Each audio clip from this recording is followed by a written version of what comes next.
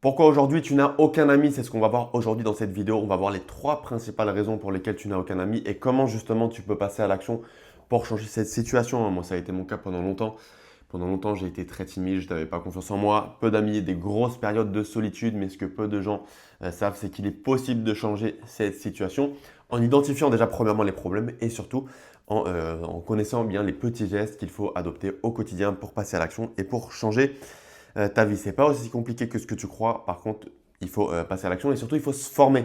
C'est pas quelque chose sur lequel on a forcément été formé à l'école. À l'école, c'est vrai qu'on a appris les mathématiques, on a appris la géographie, on a appris l'histoire de France, mais on n'a pas forcément appris comment se faire des amis. Et pourtant, la solitude aujourd'hui, c'est quelque chose dont une énorme partie de la population souffre, notamment dans les grandes villes. On le voit dans les grandes villes, même s'il y a beaucoup de gens autour de nous, il y a énormément de gens qui sont seuls, énormément de gens qui ont peu d'amis, voire pas d'amis du tout. Et aujourd'hui, j'ai identifié les trois raisons qui, moi, dans mon cas, ont expliqué pourquoi je suis resté longtemps sans amis. Donc, je vais te partager aussi des petits gestes pratiques que tu peux adopter pour justement sortir de la solitude et commencer à te faire des amis. Tu vas voir, c'est plus simple que ce que tu crois, mais il faut bien justement identifier ces problèmes, il faut bien se former. Donc, sois bien attentif et surtout, reste bien jusqu'à la fin de la vidéo car les trois erreurs sont très importantes. Alors, la première erreur qui explique pourquoi pendant longtemps, moi, je n'avais pas d'amis, c'est ce que j'appelle l'erreur invisible. L'erreur invisible, c'est que j'attendais toujours que les autres fassent le premier pas. Je me disais que si j'étais dans la solitude, si j'avais pas d'amis, si j'avais pas de vie sociale, eh bien, c'était comme ça, c'était la vie que j'avais méritée. Et du coup, j'étais chez moi et j'attendais que les autres me proposent de prendre un verre, j'attendais que les autres me proposent d'aller au restaurant, j'attendais que les autres me proposent de partir en week-end. Alors oui, de temps en temps, j'avais mon frère, j'avais un ami d'enfance, j'avais un ami que je m'étais fait ici à Lisbonne, hein, depuis que je suis expatrié ici à Lisbonne, me propose de sortir et ça arrivait de temps en temps, mais il y avait énormément de fois, énormément de jours, énormément de semaines où personne ne me proposait rien et je restais les bras croisés en me disant que de toute façon, si les gens ne me proposaient pas, c'est que les gens n'avaient pas envie de sortir avec moi et donc je restais tout seul chez moi. Donc grosse erreur, attendre que les autres fassent le premier pas, non. Lorsqu'on parle de social, lorsque vous souhaitez sortir avec un ami, il y a deux personnes. Donc l'ami peut vous proposer de sortir bien évidemment, mais vous pouvez aussi faire le premier pas pour lui proposer de sortir et il n'y a pas de mal à se prendre entre guillemets un non si la personne ne peut pas sortir ce soir. Ça fait tout à fait partie de la vie, c'est tout à fait OK.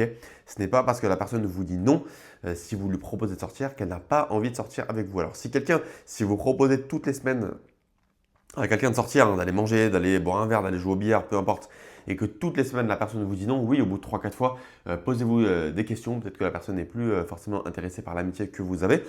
Toujours est-il que les gens que vous connaissez, même si ce ne sont pas vos vrais amis, même si vous les avez rencontrés une fois rapidement à un événement, à un dîner, un ami d'amis, à une partie de football, eh bien, proposez, car beaucoup de gens sont dans la même situation que vous, ont peur de se prendre un non, ont peur de déranger et du coup ne vous proposent pas. Donc, si vous avez deux personnes qui n'ont pas ou peu d'amis et qui sont dans la solitude, eh bien, si les deux personnes se disent la même chose, ont le même raisonnement de se dire qu'ils ne vont pas déranger, qu'ils ont peur de se prendre un non, eh bien les deux ne se proposent pas, alors que les deux ont qu'une envie, c'est de sortir, c'est de socialiser et c'est de se faire des amis. Donc s'il vous plaît, proposez, faites des propositions aux gens qui sont autour de vous pour ne pas toujours attendre que les autres fassent le premier pas. C'est tout à fait OK si une personne de temps en temps vous dit non. Par contre, vous serez agréablement surpris du nombre de fois où les gens sont très contents de vous entendre dire, de voir votre message pour avec cette proposition enfin de sortir, d'aller manger un bout, d'aller prendre un verre, d'aller se balader, de jouer au billard, d'aller faire du sport.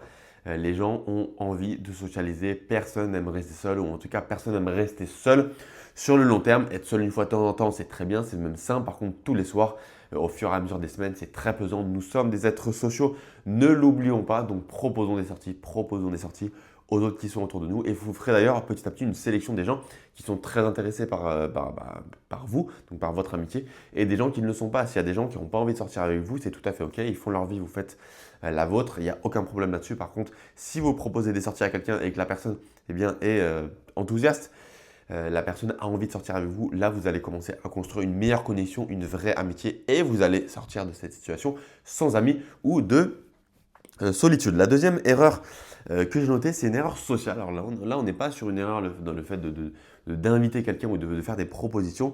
On est sur le fait de vouloir toujours être apprécié par tout le monde au lieu d'être intéressant ou sincère.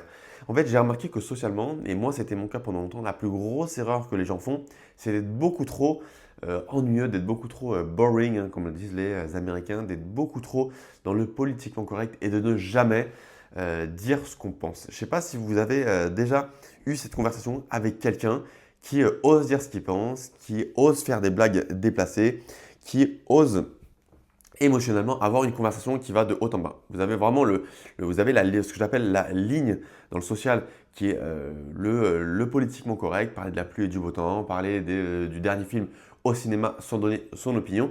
Et vous avez les personnes qui, durant cette ligne, vont émettre des critiques ou vont émettre leur opinion de façon très sincère ou faire des blagues très déplacées. Et là, vous avez des pics, ce qu'on appelle les pics émotionnels. Voilà, vous vous sentez, ça fait rire, on se sent différent, on se sent avec une personne qui ose dire son opinion. Alors oui, en général, quand on dit son opinion, ça ne plaît pas à tout le monde, mais c'est tout à fait OK tant que vous ne dépassez pas la limite, tant que vous n'êtes pas insultant, tant que vous n'êtes pas raciste, bien évidemment. N'hésitez pas à dire votre opinion et à sortir un petit peu des conversations très basiques que vous utilisez en général pour plaire à tout le monde. En fait, beaucoup de gens, notamment les gens timides, notamment les gens qui n'ont pas confiance en eux, notamment les gens qui n'ont pas d'amis, ils ont peur de ne pas être appréciés par les gens et du coup, pour être appréciés, ils ajoutent très sûr, ils ajoutent très safe et ils restent dans des sujets très bateaux. Malheureusement, les sujets très bateaux, c'est pas c'est pas très stimulant émotionnellement, c'est pas très marrant, c'est pas ça qui va nous laisser des souvenirs d'une conversation. Ce qui va nous laisser des souvenirs, c'est justement les moments les plus euphoriques, les moments où on a des discussions un petit peu plus tendues, les moments où on parle de choses qu'on sort des small talks et on parle dans des sujets un peu plus intenses. Ça peut être, je sais pas, le relationnel, ça peut être le fait de voyager seul, ça peut être vos pires expériences que vous avez eues dans la vie, ça peut être les moments où vous vous êtes senti, je sais pas, le plus ridicule, ça peut être aussi les moments, pas que du négatif bien évidemment, ça peut être aussi vos plus grandes conquêtes dans la vie, mais parlez de sujets qui vous intéressent, parlez de sujets qui sont stimulants socialement et vous verrez que si vous vous laissez aller, si la personne en face voit que vous vous laissez aller, que vous permettez de parler de sujets qui ne sont pas seulement des petits sujets de small talk, des petits sujets ennuyeux, la personne en face va se permettre également de parler de sujets dont on ne parlerait pas forcément devant son patron le midi au réfectoire en entreprise.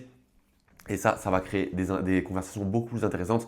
Les gens vont se souvenir de vous et les gens vont avoir envie de vous revoir. En général, quand on rigole, quand on parle de sujets déplacés, eh bien, on se sent beaucoup plus épanoui socialement. Franchement, je ne sais pas si ça vous est déjà arrivé d'avoir une conversation vraiment bateau, basique pendant 1 heure, 2 heures.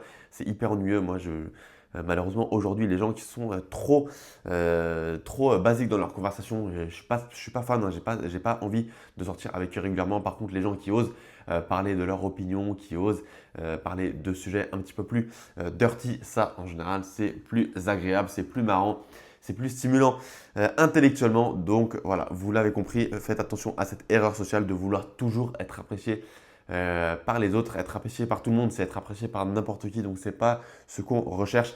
Vaut mieux lorsqu'on rencontre des gens, eh bien, se faire parfois de très bons amis et parfois se faire pas forcément des ennemis, mais en tout cas des gens qui n'auront plus envie de vous revoir. C'est OK, c'est tout à fait OK de ne pas plaire à tout le monde. Et d'ailleurs, si vous offusquez quelqu'un, hein, si vous contrariez quelqu'un parce que vous donnez votre opinion, vous pouvez toujours vous excuser. Vous pourrez toujours dire, voilà, je ne voulais pas être aussi contrariant dans mes projets, dans mes propos. Ce n'est pas ce que je voulais dire. Donc, vous pouvez toujours vous excuser et revenir entre guillemets en arrière. C'est OK.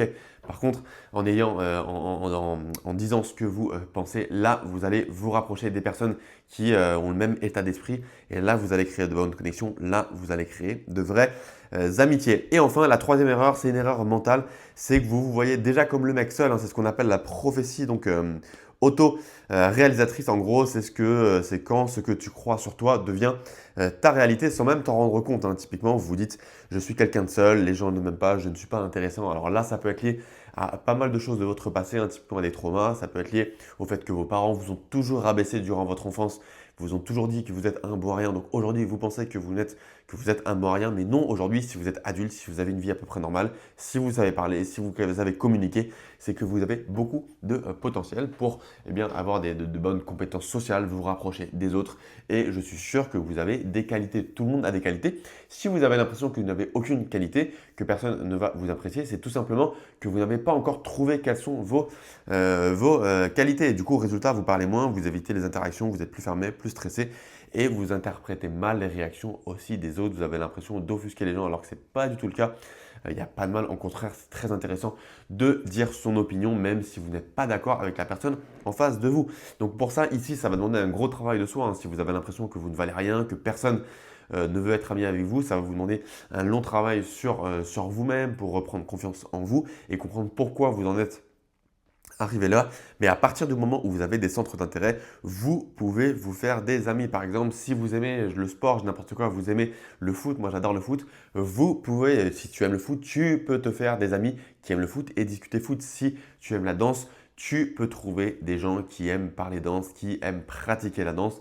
Si tu aimes voyager en Asie du Sud-Est, comme moi c'est mon cas, tu peux trouver des gens qui ont déjà voyagé en Asie du Sud-Est, au Vietnam, à Bali, en Thaïlande et qui ont adoré leur voyage.